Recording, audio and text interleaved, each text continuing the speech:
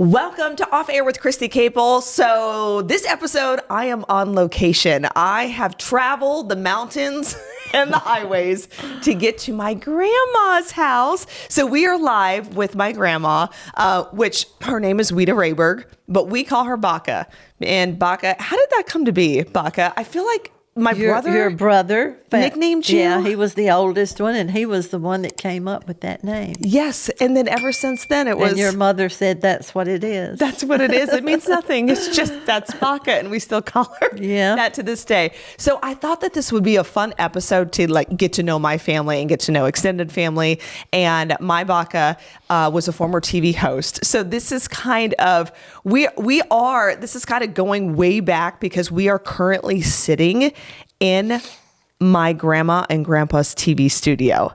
Yes. Right? Yes. So was this fireplace here? Yes. It was. And then what was this area of the set used for? That was where we did our program every day. Okay. Was in this area here. Yeah. But it was decorated a little different than what it looks right now. Yeah. And so, which is really cool because now this whole building has been transformed into a house. Yeah. But I wanted to do it in this specific spot because you can still see the TV studio floors. And I'm going to show you some video as you're watching right now on YouTube, and the old lights from a TV set are still currently hanging in this building. But this building was then given to you and Bocca, what? You transformed it into a home, 20 years ago? 21 years ago. 21 years ago.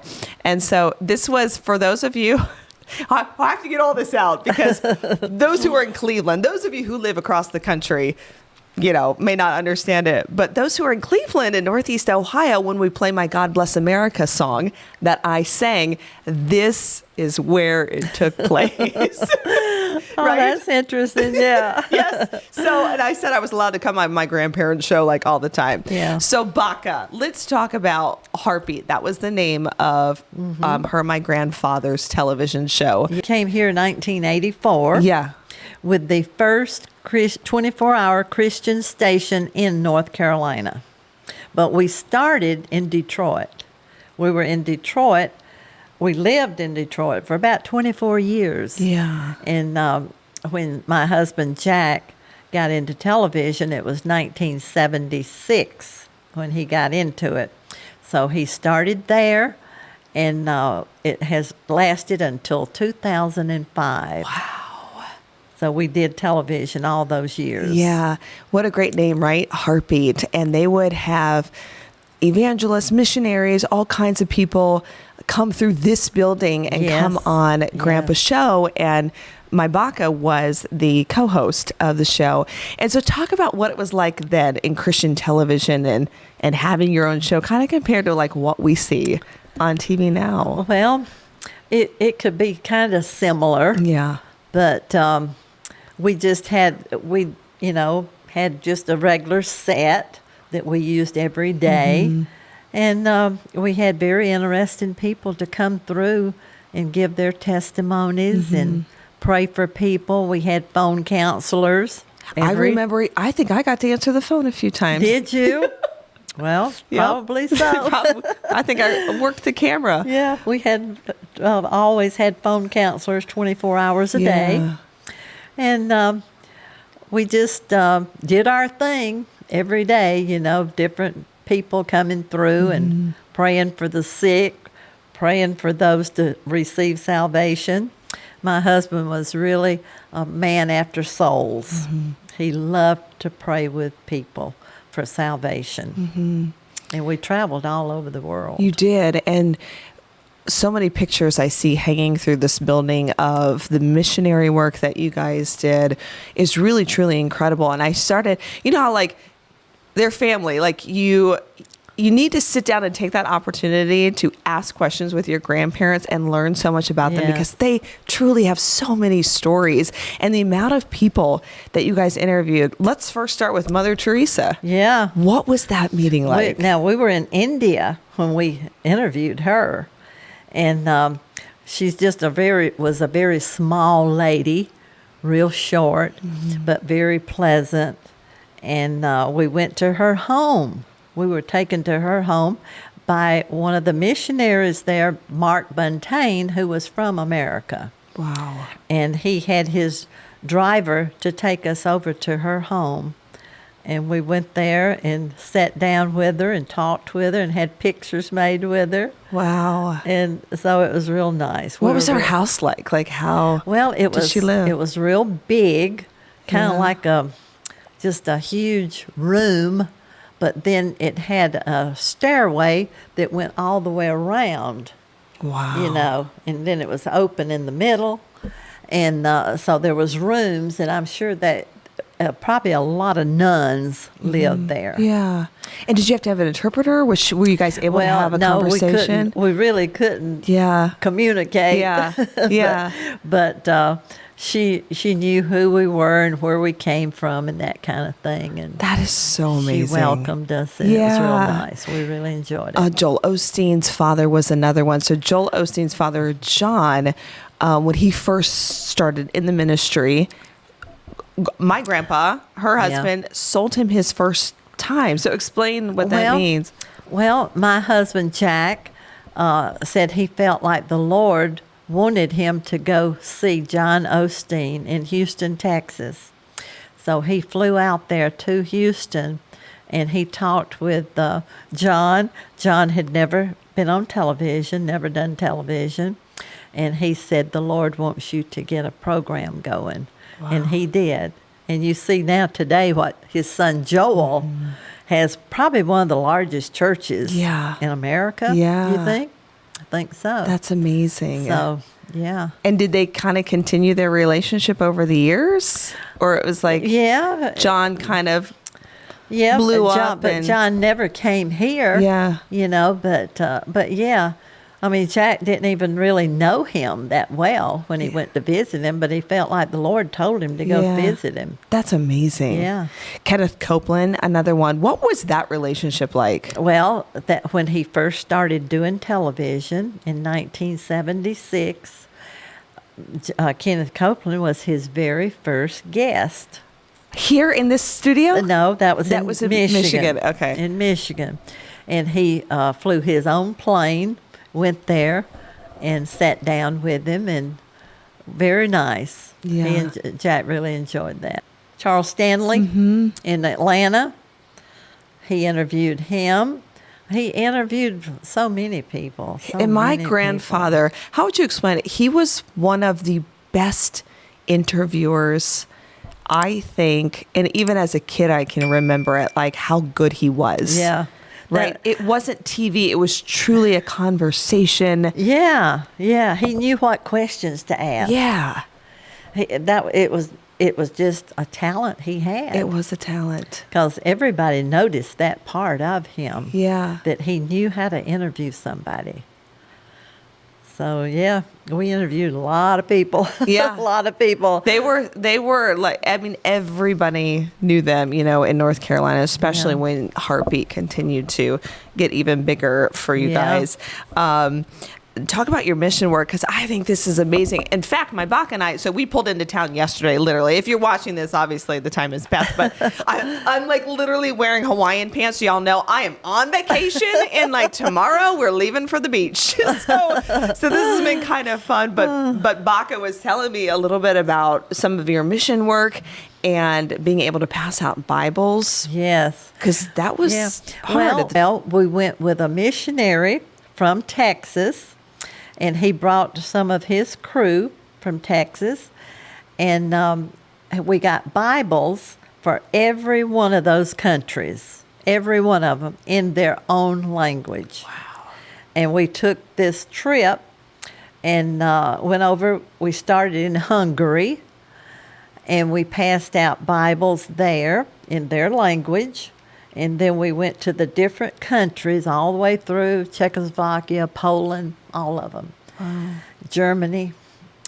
And so every one of them had their own language that the Bibles were in, and the people were really happy to get them because they had not been allowed, before to have a Bible or to read the Word or even talk about a Bible or anything like that.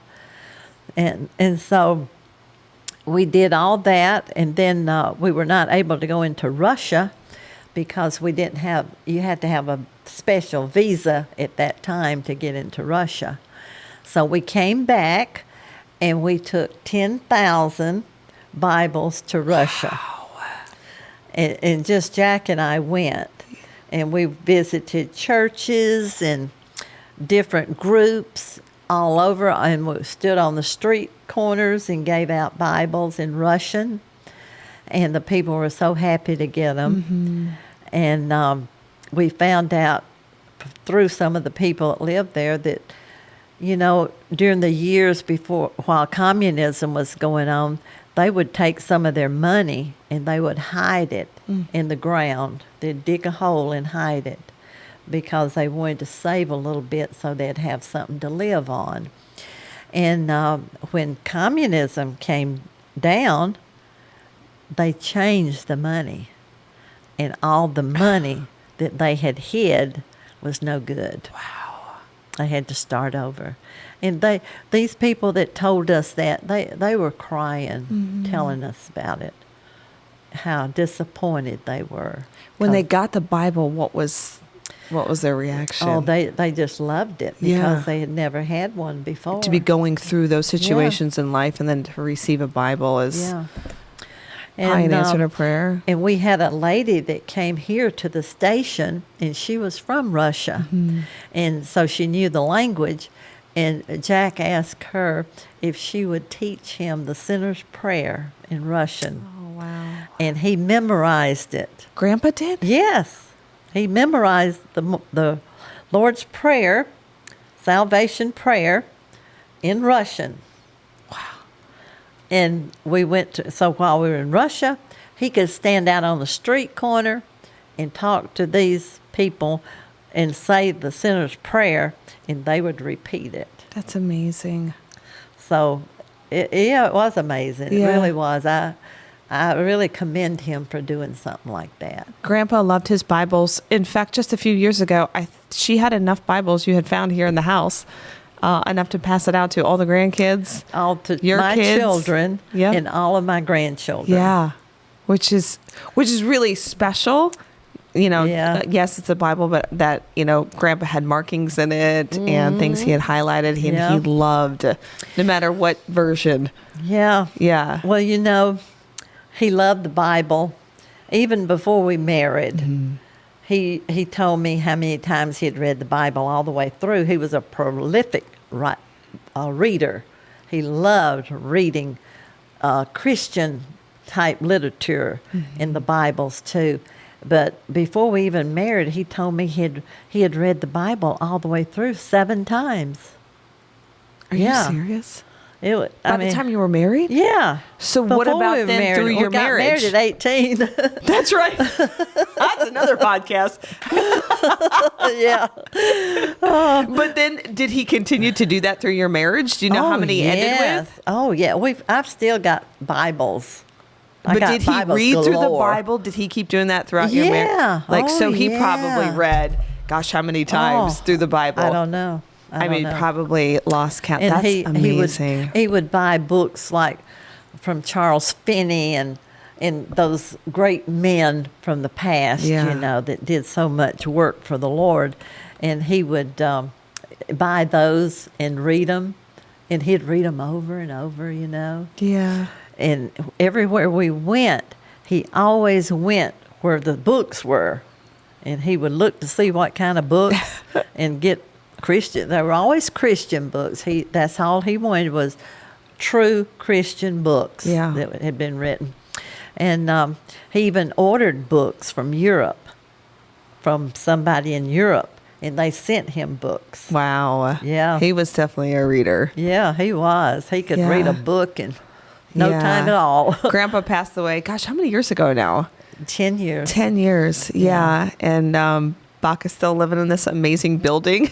Yes. That was transformed into this gorgeous house that allows us to come visit and everybody camp out here. Yeah, because many times a year. Before we didn't have room for the family to come. I remember that. And the Lord gave us this so that our family could come. Yeah. This is our family's home. Yes. Yep. And in the studio, like Duke, my son, and his cousin Drew will sleep in the bunk beds and blow up mattresses everywhere. And then Kendall and her older cousins, Mila and Kinsley, will sleep in a different room. But I took great video and pictures. It's so funny. You've been coming here. I've been coming here for so many years. Like, this was Disney World to my family growing up, was coming to Bocca and Grandpa's house, because we didn't have a lot of money, you know, when we were a kid. And so, but we came here every Christmas, and one week in the summer. In the summer. Yeah. Yeah. And it was like, we couldn't wait. We knew nothing else in life. We didn't know Disney World. We didn't know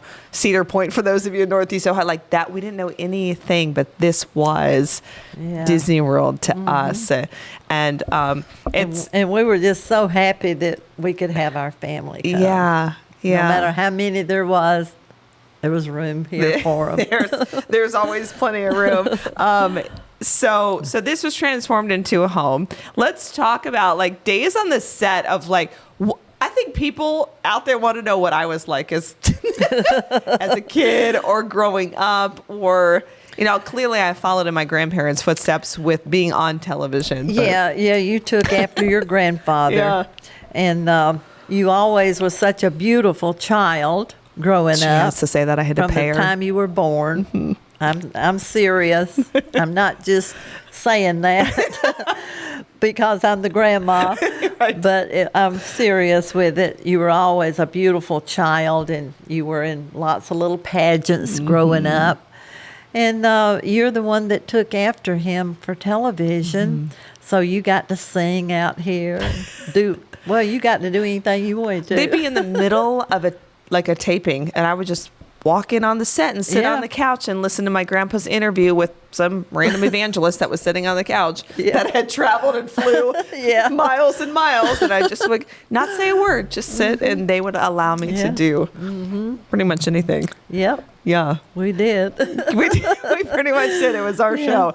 My uncles would run cameras. My dad ran camera. Like, my mom. It's so funny. I skipped a generation. My mom never really wanted her picture taken. I know. Or be in front of a She camera. didn't. And so and then now there's me. Yeah.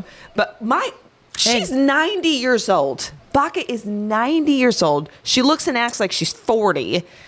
And I do feel that way at times. 40, yeah, but wow. You know, because I do have some energy. I don't have as much energy as I did have, but I do. And looks amazing. And I keep myself very active, and I think that's one of the secrets of keeping your life going, is to be very active. Keep your mind occupied and do the things that you should do. I was going to ask you what the secret to getting older and looking fabulous was. I think that's it. Yeah. You got to be active. You got to keep going. She volunteers at the food bank. I work at the food bank every week.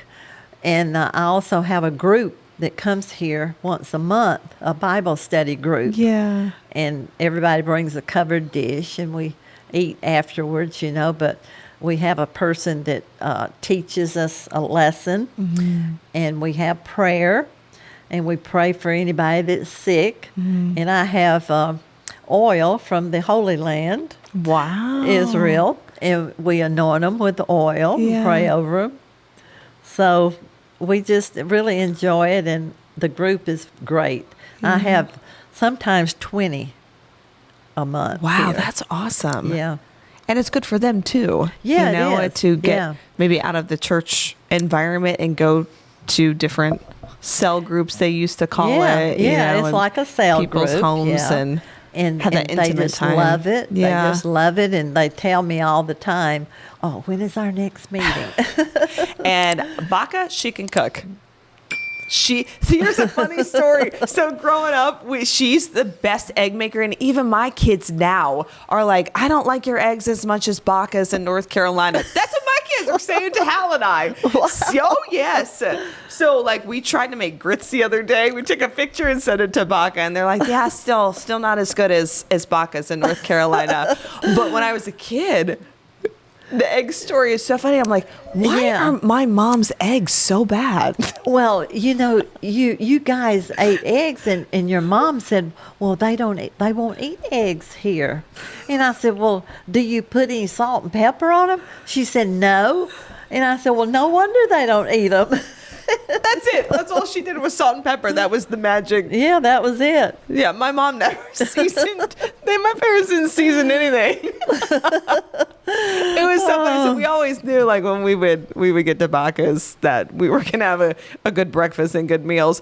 I got to spend the summer with my grandma here. So can you imagine? Now, this was before you guys had moved into the TV studio that we're sitting in building. Yeah, we were in the little tiny house. Yes, you called it the little tiny house. And that was the best summer of my life that I will never forget. And I was allowed to come stay from when school got out until when school started, right? Yeah. It was like a couple months, a month and a half or so. Yeah, you were here all summer. All summer. What did we do? I got to come watch the show. Maybe that's where all that stemmed from, is I got to watch Heartbeat Live Monday through Friday. Yeah. So and we went fun. shopping a lot. We did go shopping a lot. My favorite story that we tell here, and I'll tell you guys, I talked her into buying wine coolers at a grocery store, right? I'm like 13 years old, and I thought it was the sparkling water. Remember? No, you were only 12. 12? Oh, that's worse. Well, so we were at the grocery store, and I'm like, my mom buys these all the time. They're that sparkling flavored water in the glass jars. Y'all remember that from like early 90s? And so we took it home, and I was in my room, and I was watching something because I wasn't allowed to have a TV in my room at home, but Bocca and Grandpa let me have a TV here at the house. And so I'm drinking, and she goes, Chrissy, you get in here. There's alcohol in this. Yeah, I was screaming. She was screaming. She went and told my grandfather in the living room. Yeah. I said, and Christy drank it. And when Christy came in, I said, Christy, don't you ever tell your mother that you had this. You better not ever tell her. So then my mom would call every night and go, how was your day? What did you do with Bocca and Grandpa today? And I was like, I had alcohol today. She was like, what? It's the story that has lived on all these years. Like, literally, we just brought it up again this year. And we poured all of it down the drain. She took every single one of those and poured them down the drain. I just couldn't believe it. I thought, how did we do this?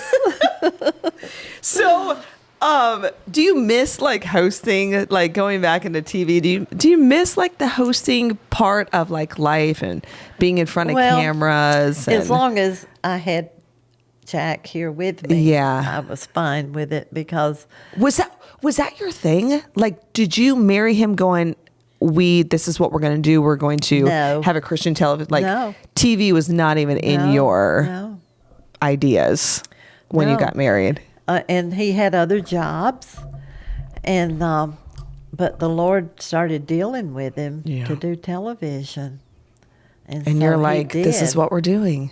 In Detroit, he went down to one of the TV stations there in Detroit, and it was kind of a new station, so it didn't have a lot on it yet. And he asked if he could buy some of their time, that he wanted to do some Christian programming. And they said yes. So he was buying from them 32 hours a week. Wow. On television. We were almost the whole channel. And he went around to different churches and pastors, and they did interviews with him and some of their programs and stuff like that. Yeah. So we got started. And then we were there in Detroit until 84. Wow. What a life.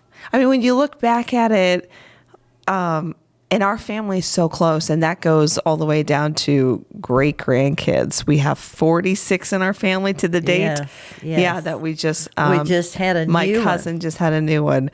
And so when you look back at 90 years old, and like people who are watching, like, how do families stay so close? How do families stay so faithful? How do families, like, what would you say to them? Like, because our family is so close. Like I've always called my grandma almost like my second mother, like we were just really, really close growing up, but that I point out here because everybody's out here behind the TV studio doors of just cousins and aunts and uncles. And now people are married and they're in our family, and all the outsiders love coming. They do. To our place. They do. Don't they? Yes, they do. So, I mean, what would you say? Like, what's the secret to keeping families together? I think it's just the Lord. Yeah. Yeah. Because almost everybody in our family really loves the Lord. Yeah. They go to church. They participate in Christian things, and they don't go out sinning all the time. Mm-hmm.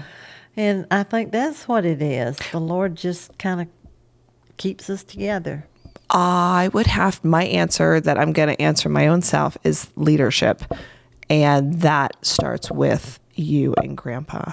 And that has worked its way down to, my parents and our kids, Hal and I's kids now. But your leadership in our family is what I believe has kept us all walking that road, or the faithful road, the road to Jesus, and not going off basically, into the deep end with all the different things that everybody does for careers in our family. Yeah. I mean, they range from me, TV crazy person, to, software people and coaches. And we all have different walks of life, but we've all always somehow stayed faithful. And I think that goes back to the leadership of you and Grandpa. And how you raised everybody. And most everybody has very good jobs, too, Yeah. Yeah. Really prestigious type jobs that, they're not out always looking for a job. Yeah. We've been blessed. Yeah, the Lord's really blessed us, because we started out, I started out, it was just me and my family with my mom and dad. Yeah. She didn't have any siblings. And what did you say today after church? We went to church this morning, and you said, well, what was your wish? Well, growing up, I always wanted a family. Yeah. I wanted brothers and sisters, but I never had any. And the kids that would move into the neighborhood, I just adopt them as my brothers and sisters. That's so cute. And so then the Lord blessed me with this beautiful family, because I had a family. I had a mom and a dad. But my husband, Jack, he grew up with a grandmother and an aunt. Yeah. He did not have a family. His mother passed away when he was just a baby. So he grew up with no church, no nothing. And he started coming to my church when he was 13. So you guys found each other at 13? Yeah. Whoa! Yeah. She was not allowed to get married until you were 18, and you ended up eloping, right? Because I had 4 children of my own. Yep.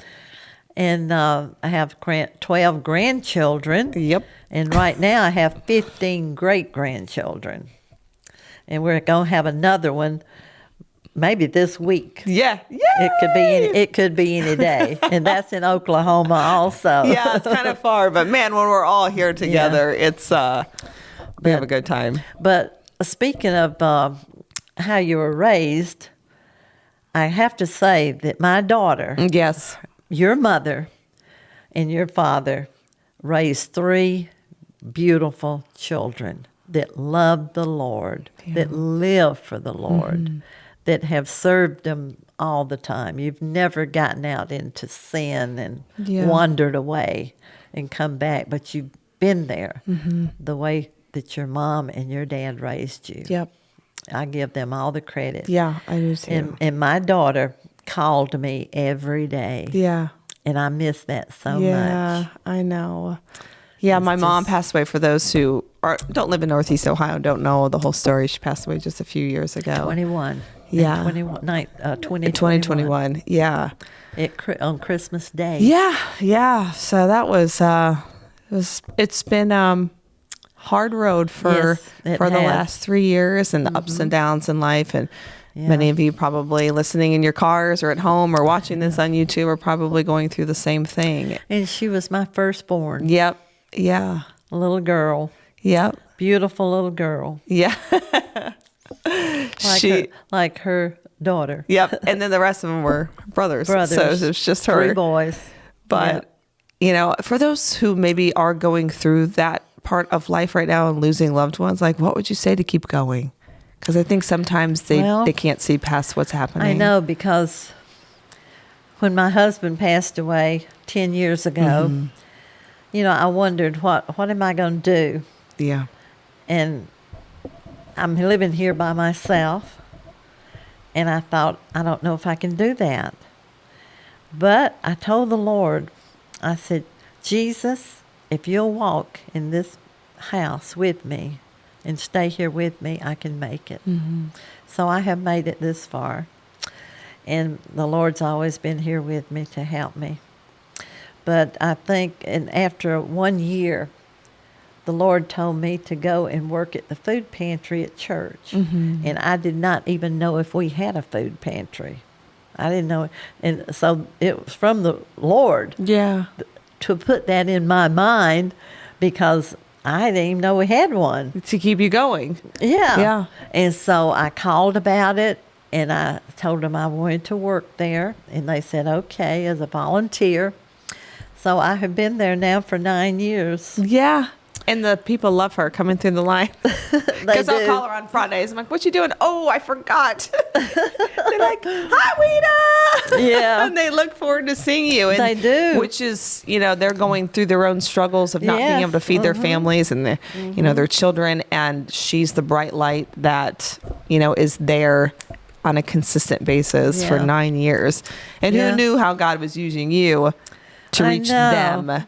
Yeah. But during your need of needing to keep going after losing your husband, right? Right. So it's amazing how, when you look back at your life, because how things work I just itself love these out. people when they come through, and they're needy. They're needy people, and I just love them, and they seem to love me too. And the same ones come every month, so you kind of get to know them.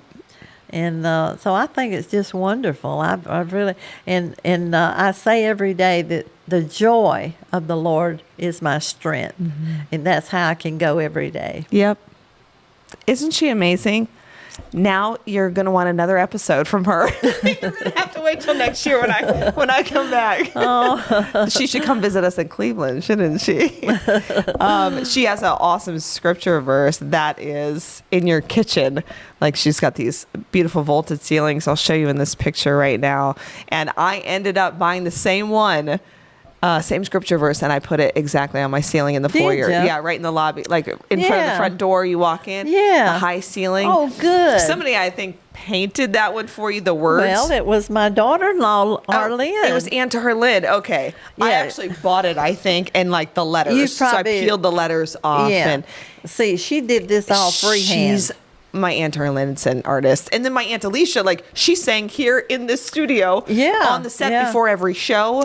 These beautiful Christian songs. Like, we were all involved, and I have truly And your dad worked for the station too? Yeah. Oh, yeah. Everybody. I'm not sure what my brothers were doing at the time. Probably dribbling a basketball up and down the long, huge hallway during a show. But, but I love you. Well, you know I love you. I'm so glad you sat down with me. I brought all my podcast equipment, and I sat up right here, and what a crazy flashback to feel like. I mean, have you sat here and done an interview since Heartbeat ended, how many years ago? We ended in 2005. Yeah, that's what you said, 2005. And to be here in the studio and do it again is pretty cool. The year before the pandemic hit us, I was able to lead 23 people to the Lord through the food pantry. Wow. And since then, we had to do a drive-through, so don't have that one-on-one like we did. But I've had 2 people that have come through the drive-through that said they wanted to be saved. Yeah. So even though Heartbeat ended, God opened that door to keep almost kind of keep doing the same thing, just without cameras. Yeah. And sometimes somebody will say, well, I'm going to have surgery next week. Yeah. And I'll say, well, let's just pray together right now. Yeah. And so I pray for them. So I enjoy it. I really know you do. The Lord is so good. Yeah. I tell you. And I really thank the Lord for blessing me and keeping me in his care and protecting me and supplying my every need. Yeah, that I have. she's like, we call her the Energizer Bunny. No, truly. Yeah. And she just had a knee replacement. So she's got like another 15 years for sure. Oh, I don't know. Oh my gosh. I might go be with my daughter and my husband in heaven. Okay, it's gonna be hard, but I know I'll see you again. That's for sure. Yeah. Well, I'm glad we got to sit down. We got to go pack our suitcases now because we're going to the beach in a couple days. So we have actually the family's waiting for us. Uncle Steve made homemade ice cream. Yeah. So we're gonna go back out in the kitchen and eat some ice cream. But we've had a great time together so far. We always do. We always do. I just Yeah. really look forward to you coming. Yep. It's Bocca's favorite part of life. She tells everybody in the Yeah. church like a month ahead of time that we're Yeah. on our way here. And the pastor says, "Let me know when they're coming because I want to see them and talk to them." Yes, and we did that. He did. And we ended up turning the lights off and locking the doors to the church today. Yeah. So, thank you, Bocca. You're This has been welcome. one of my favorite podcast episodes. Really? Yes. Well, it's been one of my favorites too. Thank She'll go you. listen to herself because she's my biggest fan. She listens to all my episodes. Yes. All right. Bye, everybody. See ya. We're going to the Bye-bye. beach.